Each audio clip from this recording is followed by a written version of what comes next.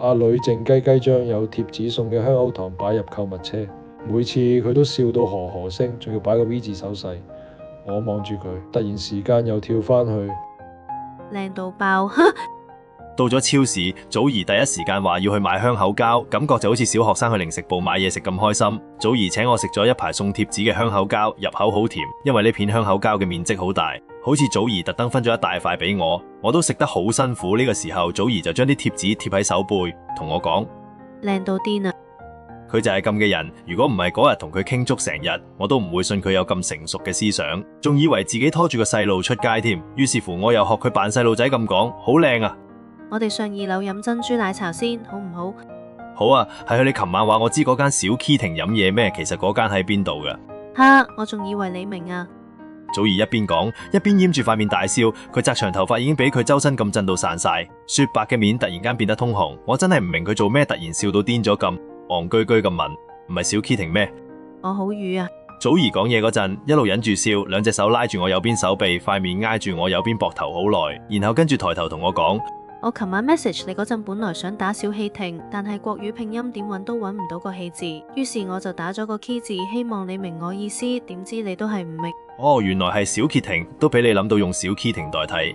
你唔准笑啊！你唔准同其他人講啊！我咁瘀。跟住祖兒個樣變到好認真咁講：喂，我請你飲珍珠奶茶啊！我琴晚講過噶嘛。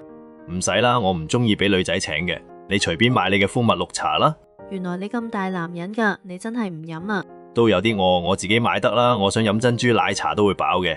買完珍珠奶茶，我同祖兒坐到個近窗邊位，陽光正正照住我哋中間。阿峰，我啲頭髮乾未啊？陽光喺佢嘅長髮上面，亦都因為祖兒着住件白衫，頭髮色顯得更加烏黑，一種比陽光度上光澤嘅烏黑。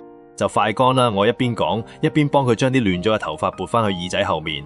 祖兒突然冧低頭，好甜咁細細聲講：唔該晒，長頭髮就係咁難乾噶啦。就快食晏，我個肚冇因為咁而打鼓，可能係頭先杯珍珠奶茶頂住咗。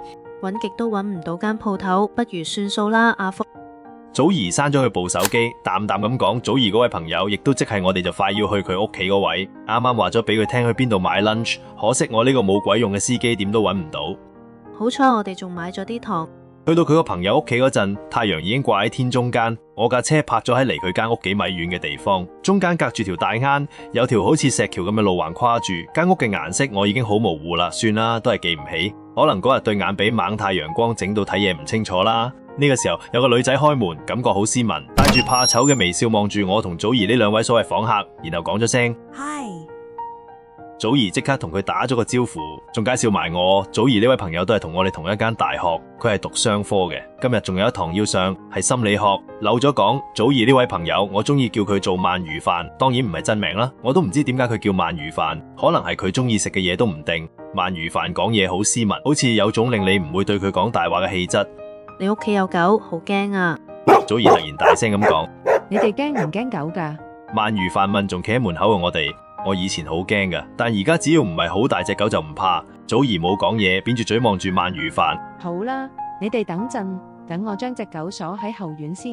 鰻魚飯將道門虛掩，行翻入屋，等我聽到啲聲突然細聲咗，先叫我哋入去。跟住鰻魚飯帶我哋去咗佢廚房張餐台度，上面擺住一個裝滿壽司嘅飯盒，同一貼舊報紙。祖兒，今日我叫咗我個朋友車我返學，你唔會介意同我哋一齊搭車嗎？梗係唔會啦，不過你哋一早有冇預埋我份㗎？唔使擔心，我通知咗佢哋啦。你哋食咗晏未啊？食啲壽司啊？唔使客氣啦，我飲咗一杯好飽嘅波霸奶茶。我笑住講，鰻魚飯即刻對我笑返。我哋買咗好多嘢俾你食啊！祖兒一邊講一邊從購物袋度拎出買咗嘅零食。哇，咁多，一齊食啦！好啊，阿峰，你都要食啲啦，你有份俾錢㗎嘛？祖兒講完，望住鰻魚飯再講。今日我應承咗同你整電腦㗎，係咪？好啊，你過嚟睇下啊。鰻魚飯講完之後，祖兒就拖住佢隻手，跟住佢行去放喺餐台旁邊部電腦度。我哋就咁搞咗部電腦2個鐘，期間一路食下零食，一路傾啲無聊嘢。講到無聊嘢，我最中意傾就係娛樂新聞，同鰻魚飯傾到興起，不知唔覺就將祖兒輪咗喺一邊，淨係聽到祖兒笑住講：阿峰啊，你好八卦啊！係咩？你唔知嘅咩？我一向都係咁嘅喎。佢好得意，係咪啊？你知唔知啊？我同佢好夾噶。